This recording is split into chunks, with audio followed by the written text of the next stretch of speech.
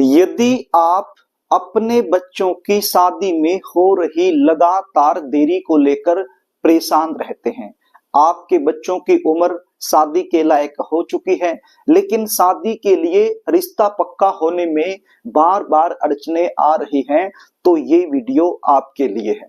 आज जो उपाय मैं आपको बताने वाला हूं, यह उपाय आप किसी भी शुक्रवार के दिन कर सकते हैं। सुबह भी कर सकते हैं, शाम को भी कर सकते हैं। यह उपाय यदि बच्चे खुद करना चाहें, खुद भी कर सकते हैं, और यदि खुद नहीं कर पाते हैं तो ऐसी सिचुएशन में बच्चों के जो माता पिता हैं वो ये उपाय जरूर करें।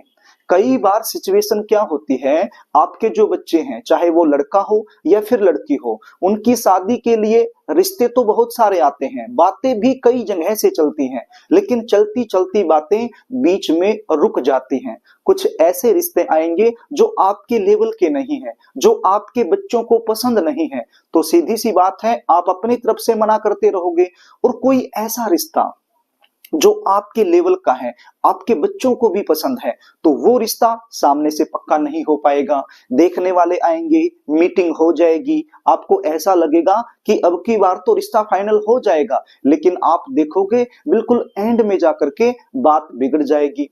प्रिय दर्शकों, इस प्रकार की सिचुएशन यदि आप लोगों के साथ बनी हुई है तो चिंता करने की आवश्यकता नहीं है। उपाय बता रहा हूं, इसको ध्यान से सुन लीजिए। उपाय बताऊं इससे पहले आपसे निवेदन करना चाहूंगा, यदि आप चैनल पर नए हैं और अभी तक आपने इस चैनल को सब्सक्राइब नहीं किया है तो मुझसे लगातार जुड़े रहने के लिए अभी इस चैनल को सब्सक्राइब कर लीजिए और बेल आइकन को भी प्रेस करके रखिए, ताकि हमारी आने वाली इसी प्रकार की जो भी नई वीडियो है उसका नोटिफिकेशन आपको मिलता रहे और आसानी से आप हमारी हर वीडियो देख पाएं।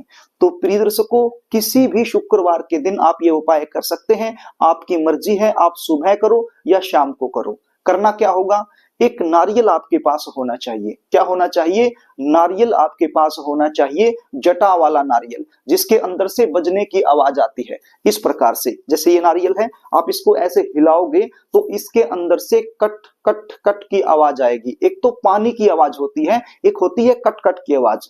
तो पानी वाला नारियल आपने नहीं लेना, आपने सूखा जटा वाला इस प्रकार का नारियल लेना है। क्या करना है, आपका जो बच्चा है, चाहे वो लड़का हो या फिर लड़की हो, उसके कद के बराबर आपने एक मोली का धागा लेना है।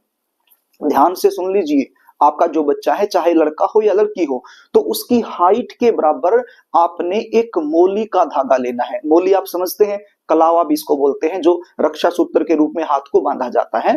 तो हाइट के बराबर का धागा आपने ले लेना है। आप देख लेना, आपका जो बच्चा है जिसके लिए आप ये उपाय कर रहे हैं, तो उसकी हाइट कितनी है, तो जितनी हाइट है उतना ही धागा आपने ले लेना है।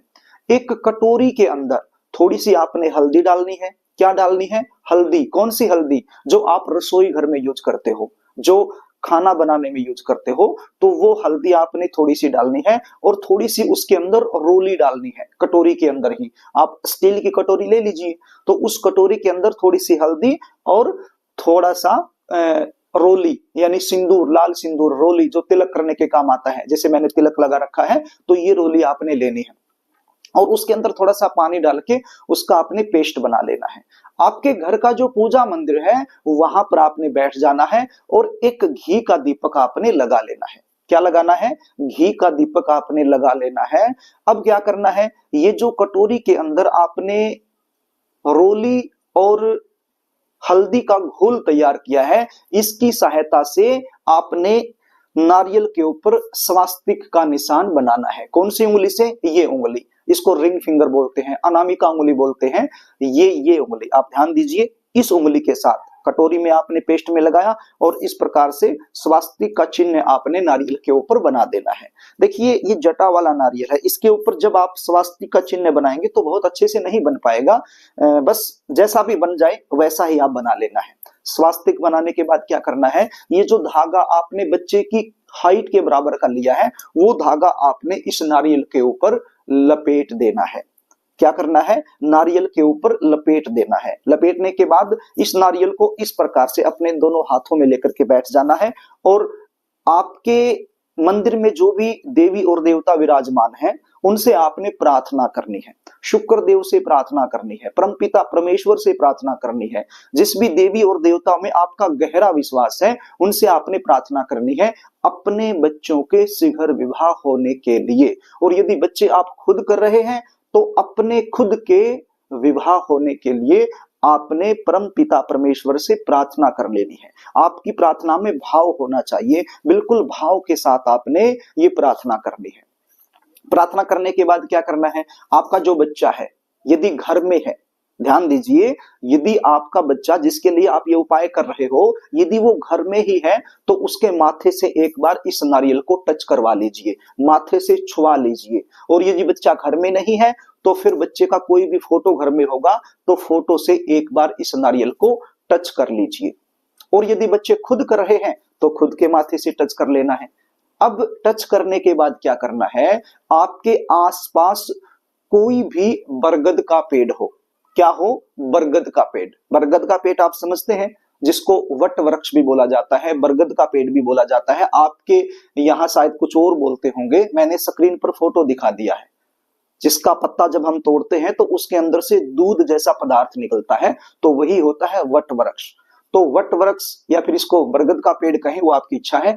तो बरगद के पेड़ के नीचे आपने चले जाना है और क्या करना है, बरगद के पेड़ की 3 परिक्रमा आपने करनी है। कैसे करनी है, इस नारियल को इस प्रकार से हाथ में लेकर के और 3 बार बरगद के पेड़ की परिक्रमा आपने कर लेनी है। ये परिक्रमा आप 3 बार करो, 5 बार करो, 7 बार करो, 11 बार करो, आपकी इच्छा है, कम से कम 3 बार जरूर कर लेनी है। तो 3 बार परिक्रमा करने के बाद आपने इस नारियल को बरगद के पेड़ की जड़ के पास रख देना है, मनोकामना बोलते हुए। क्या बोलते हुए, मनोकामना बोलते हुए। यदि आप माता पिता हैं तो अपने बच्चे का नाम बोल देना है, बच्चे का गोत्र बोल देना है और उसकी जल्दी शादी होने की प्रार्थना बोल देनी है और नारियल को रख देना है बरगद के पेड़ की जड़ के पास। और यदि आप बच्चे खुद हैं तो अपना नाम बोलना है, अपना गोत्र बोलना है और अपनी जल्दी शादी होने के लिए प्रार्थना करते हुए इस नारियल को बरगद के पेड़ की जड़ के पास आपने रख देना है। तो प्रिय दर्शकों, ये उपाय आपने करना है। ये उपाय आप यदि हो सके तो 3 शुक्रवार कर दीजिए और कोशिश कीजिए लगातार करने की। यदि बीच में गैप भी आ जाए एक शुक्रवार का तो भी चिंता करने की आवश्यकता नहीं है, 3 शुक्रवार आप कर दीजिए। और यदि 3 शुक्रवार आप नहीं कर पाते हैं तो आप 1 ही शुक्रवार कर लीजिए।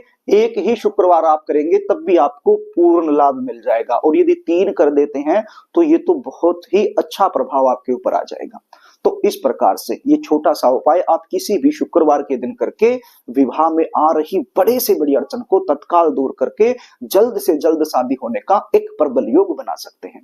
यदि आप जानना चाहते हैं कि आपके बच्चों की शादी कब होगी, कौन से साल में होगी, कौन से महीने में होगी, कौन सी दिशा में होगी, कैसे परिवार में होगी, जीवन साथी कैसा मिलेगा, शादी के बाद का वैवाहिक जीवन कैसा रहने वाला है, या फिर आप गुण मिलान करवाना चाहते हैं, या फिर इसके अलावा आपके जीवन में कोई समस्या चली हुई है उसका ज्योतिषीय समाधान आप हमसे लेना चाहते हैं, तो स्क्रीन पर दिखाए गए व्हाट्सएप नंबर के जरिए आप हमसे संपर्क कर सकते हैं। अपनी समस्या टाइप करके मेरे पास भेज सकते हैं और संपूर्ण जानकारी आप हमसे प्राप्त कर सकते हैं। तो प्रिय दर्शकों, यदि कार्यक्रम आपको अच्छा लगे तो इस वीडियो को लाइक जरूर कर देना, इसको शेयर भी कर देना ताकि यह वीडियो किसी जरूरतमंद के पास पहुंच जाए और आप पुण्य के भागीदार बन जाएं। और कमेंट बॉक्स में ओम शुक्र देवाय नमः जरूर लिख देना ताकि इस उपाय का जो 100% रिजल्ट है वो आपको जल्दी मिल जाए। एक बार फिर आपसे निवेदन करना चाहूंगा, यदि चैनल आपने सब्सक्राइब नहीं किया है तो मुझसे लगातार जुड़े रहने के लिए चैनल को सब्सक्राइब जरूर कर लेना। आज के लिए बस इतना ही, आगे फिर मिलेंगे, तब तक के लिए नमस्कार।